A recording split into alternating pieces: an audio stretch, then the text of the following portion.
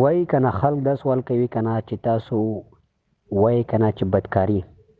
یو الګ چې کم یو د جنې سره بدکاری وکي تاسو مولویان هغه ته وای یا تاسو مسلمانان هغه ته حرام وای نو هغه کار چې کله خاون او ښځه سره وکي کنه هغه بیا حلالي نو چې مونږ هغه ته د قرآن او حدیث نه جواب ورکوه قرآن حدیث منه نو آیا مفتی صاحب د دې کې عقلي جواب به مونږ څنګه ورکوو چې په عقل سره دې ته دا ثابته شي کنه چې مثال دا کم د نکاح نه بغیر کم دغه ملاپ وي کنه د حرامي او د نکاح چې کوم نکاح سره کوم وده وشي کنه هغه حلالي آیا د دې عقلي جواب تاسو ماته راکړئ تاسو به ډېره زیاته مهرباني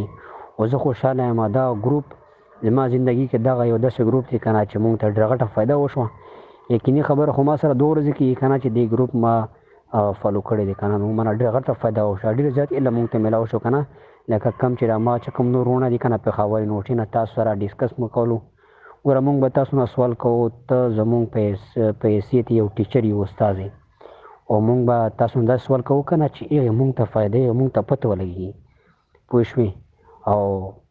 بس راځه خوشحاله ساته بس دغه مونږ نه غواړو پوه شوې دغه سوال مې وکړو که نه دې بس جواب راکړې ډېره مهرباني به وي الله مو خوشحاله ساته الله مو تل عمر د اسلام د دفاع دپاره غټ او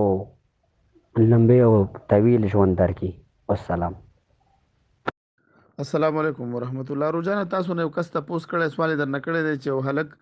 د یوې جنۍ سره بدکاري وکړي نو هغې ته تاسو حرام ویوئ او هغه کار چې خاوند د خپلې ښځې سره کوي هغې ته حلال ویوئ عقلي وجه بیان کوي نو عقلي وجې د دې ډېرې دي اوله وجه دا ده چې دا د حرمت او د حلت دا فلسفه دا موږ ته مذهب بیان کړې ده او په دې کې زمونږ خیر دی دې کې معاشره پاکوي څه وي معاشره پاکوي چې نکاح وکړه خپل جنسي خواهشات پوره کړه په صحیح طریقې سره نو دا څوک اعتراض پې نشي کولی هر یو انسان د انسان په جسم کې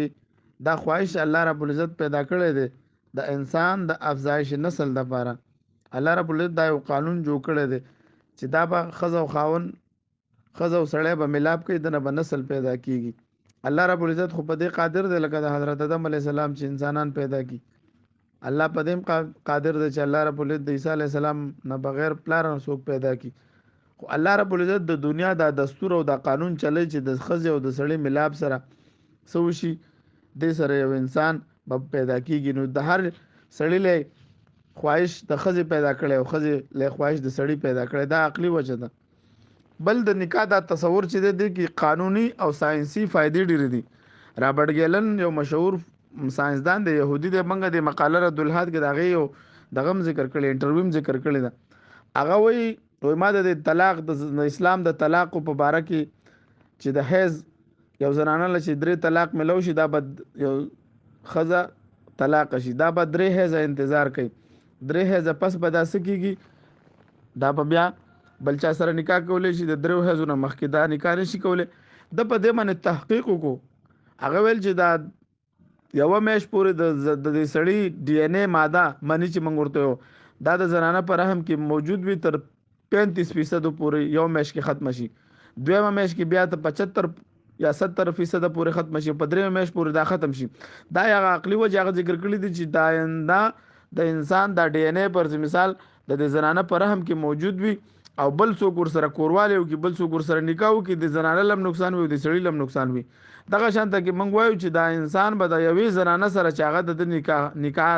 د په نکاح کې د سره به دا کورواله کوي مباشرت به کوي ولې دا خپل خواهش پوره کوي البته که چرته دا بیراروي شروع کی نو دنه به ایډز بیماری جوړیږي نور قسمه مختلف قسمه بیماری نه جوړیږي دا عقلي وجه دي چې موږ به ذکر کړل ځکه بل دا چې حدیث مبارکو کې راځي چې په نکاح کولو سره هم بسترې سره انسان د خپل خځ سره چې کوي په د ثواب ملاويږي صحابه تاسو کو چې د الله رسول الله خپل خواهش پوره کوي غویل نه کدا خواهش په غلط ځکه پوره کې خودله نقصان ملاويږي نن موږ له میډیکل